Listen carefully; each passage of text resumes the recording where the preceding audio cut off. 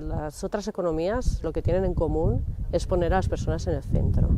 Yo creo que es como hacer una mirada más en lo que realmente importa, ¿no? Que sería las necesidades que tenemos las personas, porque al final somos las que movemos las cosas. O sea, no, la economía, ¿qué es? Es una manera de satisfacer las necesidades básicas y la construimos las personas. No la economía es el dinero, no la economía es el lucro, no la economía es la competitividad.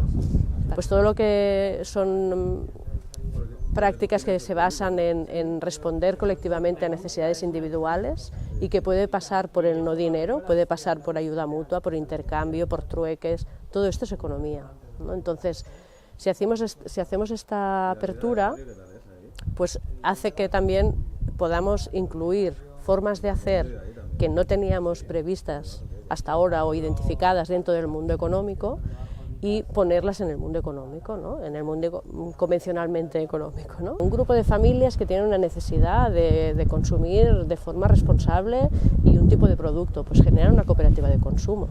Y aquí no hay dinero entre medio en la gestión. O sea, hacen compras colectivas directamente en proveedores productores, ¿no? Entonces, esto es economía. Los bancos del tiempo.